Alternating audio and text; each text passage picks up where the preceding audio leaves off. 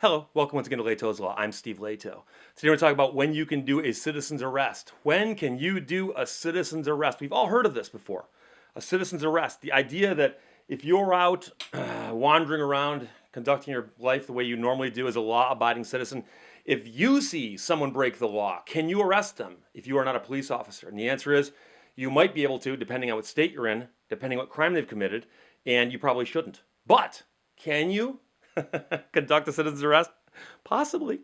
So here's what I'm going to tell you right now. For instance, in Michigan, you can conduct a citizen's arrest according to MCL 764.16, arrest by private person situations.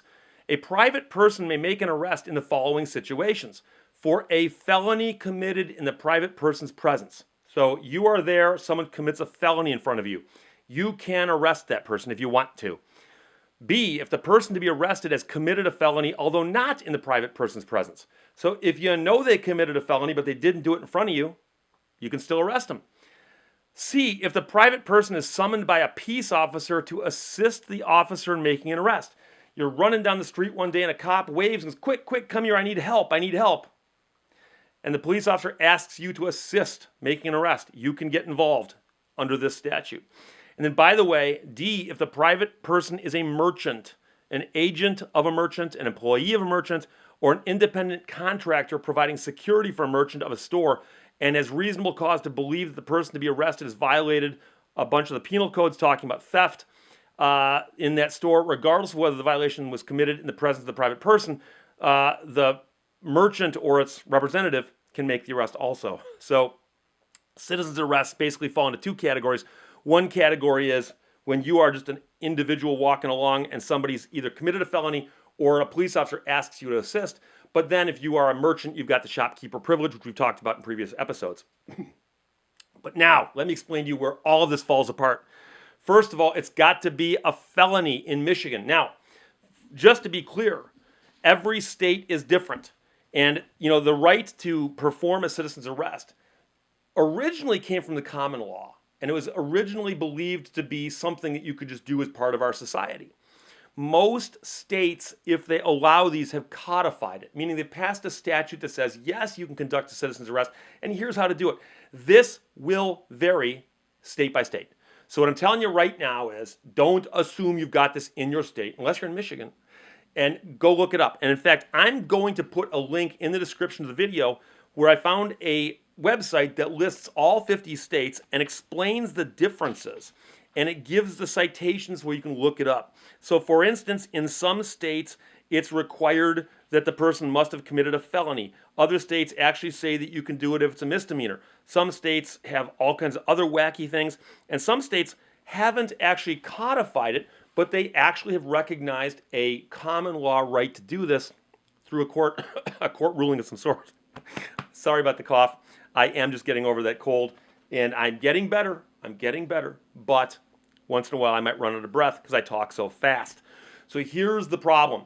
Let's suppose you're in a state like Michigan, and the state of Michigan says, yes, you can do a citizen's arrest if you witness a person who's committed a felony, or they've committed a felony and you know that somehow, and you've decided to arrest the person. Take the law in your own hands and do that under MCL 764.16, okay? Well, the problem, of course, is that most people don't know what a felony is. I mean, there's some obvious ones, right? Okay? You see somebody pull a gun out and shoot somebody in cold blood, and they say, I just shot this person in cold blood. Doesn't get much better than that, right? Well, as you might suspect, first-degree murder is a felony. So you might feel very confident in arresting that person as a citizen, except, of course, they're armed. That might be a problem. But legally, you would need to know what felonies are, right? And we've discussed this before. Not all of them are obvious, and some of them are borderline. So, for instance, in Michigan, they've got all these different classes of felonies. So, second-degree arson is a felony. Manslaughter is a Class C felony. I'm just yanking some of these at random. Class E felony, carrying a firearm or dangerous weapon with unlawful intent. Class G felony includes drawing on insufficient funds in an amount greater than $500, writing a bad check. So theoretically, by the way, lobbyists giving gifts inappropriately is a felony. So if you caught a lobbyist giving a gift inappropriately and illegally in the state of Michigan, you could perform a citizen's arrest. I bet it's never happened, and I doubt that it ever will. So those are felonies. You say, "Oh wow, Steve, that sounds pretty good." Well, no, let's talk about misdemeanors, because misdemeanors are the crimes that are serious, but they will not rise to the level of a felony.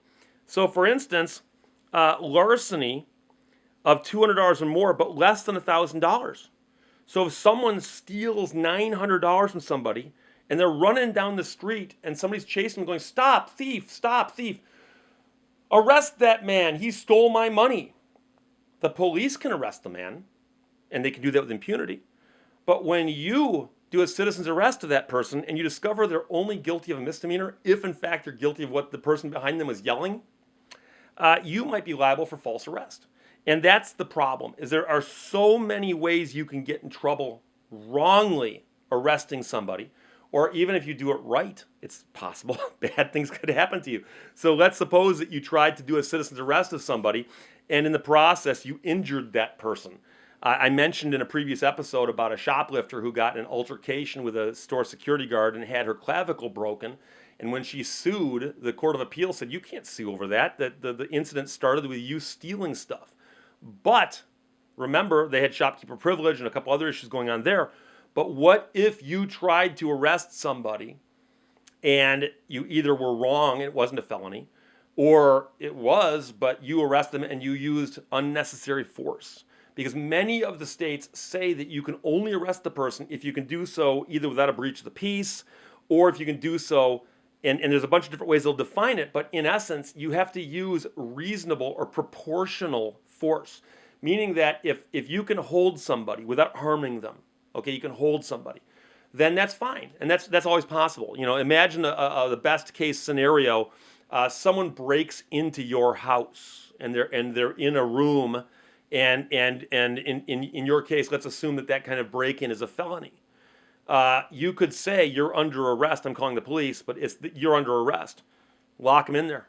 And their argument about you imprisoning them won't work, because you're just doing that so as to hold them in a way that wouldn't harm them, as long as they weren't harmed. On the other hand, the idea about, like, say, holding somebody down, we've heard cases in the news recently where somebody gets held down, and they get held down in such a fashion that they get injured or killed. So you got to be careful about those things. So the idea of arresting somebody as a citizen's arrest, while it's kind of fun and sounds like a great thing out of the Wild West, it probably has more problems attached to it than you might suspect. I will tell you that when I was doing jury selection for a trial many years ago in Macomb County, before the jurors were brought in for the first stage of jury selection, they filled out questionnaires and said, "What's your name? Where do you live? What's your occupation?" And they asked some of the basic questions that lawyers will often ask, including, have you ever been involved in any law enforcement? Have you ever been exposed to law enforcement? Have you ever been arrested? And then it says, like, other. And I actually had a guy in the other section who wrote, "I once arrested somebody using a citizen's arrest after a traffic accident." And the funny thing is that person never got called. And I wanted to ask the guy and say, what was the traffic accident, and what gave rise to you believing you could arrest the person? It's possible, if I tried to kill somebody with my car and it was attempted murder, attempted vehicular manslaughter, if in fact that's a felony, you could arrest me, I guess, as a citizen and get away with it. But it's not every traffic accident that involves a felony. So it's an interesting question. So again, keep in mind that every state's different, but in many states, like Michigan, there's a statute on it. You can look the statute up, and it's going to say that you either have to witness the felony, or the person has to have committed a felony, and you've got to be pretty certain about it, because if you're wrong on either of those 2 points, it's going to be false arrest. And that's when you get sued, and that's when you will lose. And again, an argument can be made. You arrested the guy who committed a severe misdemeanor. It's not a felony. And the statute's very clear. It says, for a felony committed in the person's presence, or a person committed a felony, although not in the person's presence, but it has to be a felony. So it's a very, very serious crime. And almost every website I've seen on this, every article I've seen written by attorneys, they say it's one of those things where we don't advise you do this unless you are 100% rock solid certain, or there's some level of necessity to it that drives you to do it. But again, you have to make sure 100% certain that you are right. Yes, you can perform a citizen's arrest, but we don't advise it. Questions or comments, as always, shoot them my way. Comments below. Talk to you later. Bye-bye.